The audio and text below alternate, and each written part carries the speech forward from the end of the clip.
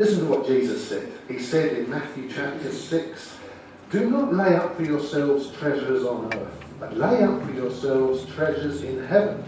For where your treasure is, there your heart will be also." And I think what Jesus is trying to say to us is, don't be so attached to this life that you miss the life to come. Okay, well, let me show you, we're going to have a lesson this morning. I've got a big picture here to show you. And it's about two creatures that live in a bush. Caterpillars. Yeah, we've got two caterpillars. Now, this is a little story about the two caterpillars here. This one's called Curtis, and this one's called Belinda. Okay, so Curtis and Belinda, and they are caterpillars. They're nice and shiny and stripy, aren't they? They're really colourful, nice little caterpillars. Now, Curtis, he absolutely loves being a caterpillar. There's nothing better for Curtis than being a caterpillar because he can do so many things. He can walk along the branch. He loves to walk along the branch. He really loves that. He can't just walk across the branch. He can climb up the branches as well. He really enjoys doing that. He loves crawling around on his little legs there. And something else he really likes to do, he can stand up sometimes and he can eat leaves. He loves to eat leaves. So his life's just great. And when he's eating leaves, he can do something else which is really amazing. He can walk backwards. He loves to walk backwards. And he can't think that anything could ever be better than being a caterpillar. But Belinda over there, she says to him, "You know, Curtis, I'm not sure that being a caterpillar is all there is. I think there's something better to come afterwards." And Curtis thinks, "Oh, I don't even understand that. I don't even want to listen to Belinda because I'm having so much fun being a caterpillar." Well, one day, Curtis is on the branch here and he sees a big, big, fat, juicy leaf. So he bends up to start eating this leaf. And Belinda shouts out to him. She says, "Don't eat that. That's not a leaf."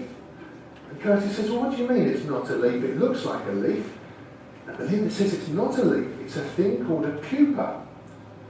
And Curtis says, "What's a pupa?" And Belinda says, "Well, at the end of a caterpillar's life, they build themselves a little thing like this.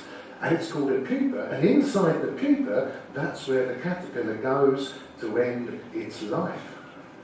Well, Curtis is absolutely horrified by that. He doesn't want to go anywhere near that, because as far as he's concerned, that's like a green leafy coffin, and he's disgusted by the idea. And he's disgusted by the idea that somewhere inside there's a caterpillar. He shudders. He thinks, "No way am I ever becoming a pupa." You know, people are like that in life, aren't they? I'm not saying that people are like caterpillars, but people can be so fixated and so concentrating on their life that they forget that there's something better that lies ahead. You know, so many people just want to spend their lives doing what they want to do. And maybe it's because of all the fun things they want to do in life and all the different experiences they can have. And maybe it's because they don't really want to think about their death because that frightens them, because they don't know what's on the other side. And maybe it's because sometimes people don't really want to think about God, because they know that if they meet God, and if God's really there, then he knows everything we've ever done and said and thought about.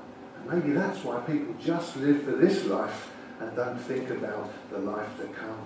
But God says, think about the life to come. Well, one day, after Curtis has spent his whole life eating leaves and just getting fat, one day that's the end of his life. He falls off the bush. But Belinda, on the other hand, she decides that she does want to become a pupa. So she disappears into this little thing that she makes here.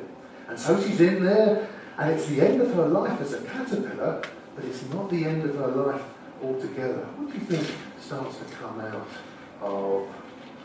A few people are getting it. Something starts to come out inside. And while she's been in there, she's changed. She's been transformed. And she's no longer simply a caterpillar. She's turned into a butterfly. And suddenly, she doesn't have to crawl around on the branches anymore. She doesn't just have to eat leaves and crawl around. She can go anywhere she wants. And she's beautiful because she's turned into what she was supposed to be. You know, we might think to ourselves, being a caterpillar is great. But once you become a butterfly, being a caterpillar isn't that great after all, is it? Once you can do all those better things, And we might think that this life now is fantastic, it's got everything we want. But you know, when we get to heaven, and when we get this new body that God's going to give us, and when we enjoy being with God forever, we're going to think to ourselves, why do we get so bothered about the things of this earth? Because life will be so much better when we're with God in heaven. You know, the Bible gives us a warning, gives us lots of warnings, but one of the warnings is found in Philippians chapter 3. And this is reading from the ERV. It says this: there are many who live like enemies of the cross of Christ. The way they live is leading them to destruction. They have replaced God with their own desires.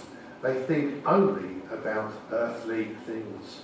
You know, it's a really bad idea if we go through life always being terrified of death and pretending that it's never going to happen. What God says is, don't worry about death, because life will be far better on the other side. Colossians chapter 3 says this: set your minds on things that are above, not on things that are on earth. Don't get so attached to this life that you miss the life to come. Shall we pray this morning?